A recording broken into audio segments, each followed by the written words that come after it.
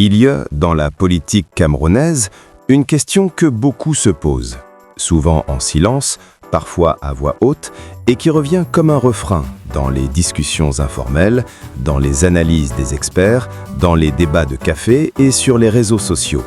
Le RDPC, le Rassemblement démocratique du peuple camerounais, ce parti qui domine la scène politique depuis des décennies, peut-il réellement perdre une élection ? Et cette question n'est pas simplement théorique, elle touche au cœur des équilibres, des institutions, des perceptions et de l'histoire elle-même. Car le RDPC n'est pas un parti comme les autres. Il ne se contente pas de mobiliser des électeurs, il a construit un système, un appareil, une architecture politique qui dépasse la simple question électorale. Un système qui repose sur plusieurs piliers fondamentaux, le premier étant la structuration territoriale. Car le parti est présent dans toutes les régions, dans tous les départements, dans presque toutes les communes, avec une hiérarchie bien établie, des relais locaux, des notables qui coordonnent, des comités qui organisent et qui assurent la visibilité permanente du parti. Et cette implantation, loin d'être superficielle, crée une capacité de mobilisation qui n'a rien à voir avec ce que peuvent proposer les autres formations politiques. Et c'est précisément cette capacité qui rend l'idée d'une défaite difficile à concevoir. Car pour battre le RDPC, il ne suffit pas d'avoir des idées ou un discours convaincant, il faut être capable de pénétrer ce maillage, de le déconstruire, de créer une alternative crédible à chaque niveau. Et cette exigence structurelle explique en partie pourquoi l'opposition a eu tant de difficultés à s'imposer au fil des années. Mais au-delà de l'implantation territoriale, il y a un deuxième élément fondamental, celui de la légitimité historique et symbolique. Car le RDPC ne se limite pas à son appareil politique, il est profondément enraciné dans la mémoire politique du Cameroun. Il est associé à des décennies de gouvernance, à des projets nationaux, à des infrastructures, à des initiatives sociales, et cette dimension symbolique crée un avantage intangible, celui de la continuité, de la familiarité, de l'habitude. Car pour de nombreux électeurs, voter RDPC ne relève pas seulement d'un choix politique, c'est un réflexe social, un automatisme lié à l'histoire. Et ce type de capital symbolique est difficile à contester, même face à des figures opposantes charismatiques ou des discours critiques, car il joue sur le long terme, sur la perception d'une stabilité et d'une légitimité qui dépassent les vicissitudes du moment. Et c'est justement cette combinaison de maillage territorial et de légitimité symbolique qui rend l'hypothèse d'une défaite électorale particulièrement complexe. Mais il ne faut pas se méprendre. Complexité ne signifie pas impossibilité. Car tout système, même solide, peut être confronté à des crises internes et externes qui altèrent ses fondements. Et dans le cas du RDPC, ces vulnérabilités existent. Elles sont parfois subtiles, parfois visibles, et elles se manifestent à travers des fractures internes au parti, à travers des ambitions locales qui ne coïncident pas toujours avec la discipline centrale, à travers des générations émergentes qui ne se reconnaissent pas nécessairement dans l'ancienneté et le conservatisme des structures. Et ces tensions internes, même si elles sont contenues, créent des espaces que l'opposition pourrait exploiter, si elle parvient à se structurer de manière cohérente, à construire un récit alternatif crédible et surtout à mobiliser la population autour de projets concrets et tangibles.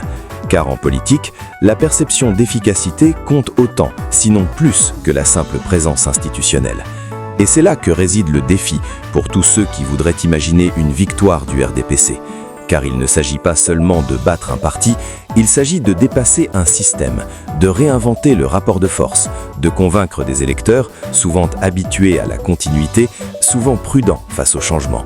Et c'est précisément cette prudence qui explique pourquoi, malgré les crises économiques, sociales et politiques qui traversent le pays, le RDPC continue de s'imposer. Car sa capacité à s'adapter, à absorber les contestations, à maintenir des équilibres régionaux et communautaires est remarquable. Et cette adaptabilité repose sur une intelligence politique qui a su anticiper les tensions, moduler les ambitions, coopter certains adversaires et neutraliser les contestations par des stratégies indirectes. Et cette sophistication stratégique rend l'idée d'une défaite électorale immédiate peu probable. Car même dans un contexte de mécontentement populaire, le parti possède des marges de manœuvre, des leviers de mobilisation, des relais capables d'assurer un résultat favorable. Mais encore une fois, peu probable ne veut pas dire impossible. car l'histoire politique du continent montre que même les systèmes les plus enracinés peuvent connaître des bouleversements, que des combinaisons de facteurs sociaux, économiques, démographiques et symboliques peuvent produire un effet cumulatif capable de remettre en cause l'hégémonie établie. Et dans le contexte camerounais, plusieurs facteurs pourraient jouer ce rôle.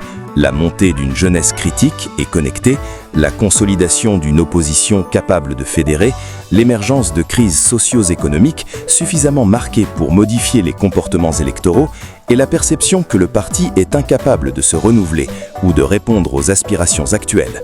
Et c'est justement dans cette intersection entre forces institutionnelles solides et vulnérabilité latente que se joue la question centrale. Car le RDPC ne peut pas être considéré comme invincible. Il reste sensible aux transformations profondes de la société, aux nouvelles attentes politiques, à la pression de la diaspora et à l'évolution du contexte international. Mais il reste, et c'est là sa force, extrêmement résilient, capable de se recomposer ses alliances, d'adapter ses discours, de maintenir sa présence et son contrôle sur les mécanismes électoraux. Et c'est précisément cette résilience qui explique pourquoi la question de sa défaite ne peut être qu'envisagée qu'à moyen ou long terme. Et même alors, elle dépendra plus de la capacité de l'opposition et de la société civile à créer des conditions nouvelles que de la seule volonté de contestation. Et c'est pourquoi la réflexion autour de la possibilité pour le RDPC de perdre une élection doit être nuancée. Elle ne se résume pas à des calculs arithmétiques, à des sondages ou à des pronostics, elle exige de comprendre la profondeur historique, la sophistication organisationnelle, le capital symbolique et la capacité d'adaptation du parti. Car tant que ces éléments restent intacts, le RDPC conservera un avantage structurel important. Mais si ces éléments sont contestés simultanément, si le système fait face à une pression combinée et soutenue, si l'opposition réussit à fédérer et à projeter une alternative crédible et cohérente, alors l'équation peut changer. Et c'est précisément cette incertitude, cette tension entre stabilité structurelle et vulnérabilité latente que réside le débat fascinant, qui nourrit l'attention des analystes, des journalistes, des observateurs internationaux et de la population elle-même, car elle touche à une question fondamentale. Jusqu'où pourrait alluire un parti dominant au sommet des transformations sociales et politiques, et à quel moment les dynamiques de changement prennent-elles le pas sur l'inertie institutionnelle ? Et cette question n'est pas propre au Cameroun, elle traverse de nombreux pays africains. Mais dans le cas du RDPC, la combinaison unique de facteurs historiques, institutionnels et symboliques crée une situation particulière qui mérite d'être analysée en profondeur, car elle montre que la politique n'est jamais un simple calcul de force.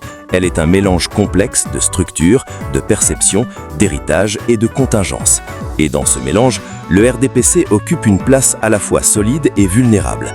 Et c'est exactement ce paradoxe qui rend la question de sa capacité à perdre une élection à la fois fascinante et incertaine. Car le futur dépendra moins des certitudes que de la capacité des acteurs à naviguer dans ces tensions, à créer des conditions nouvelles, à mobiliser autour d'un récit alternatif crédible et à transformer les vulnérabilités latentes en forces collectives capables de rivaliser avec l'appareil et la légitimité historique du RDPC.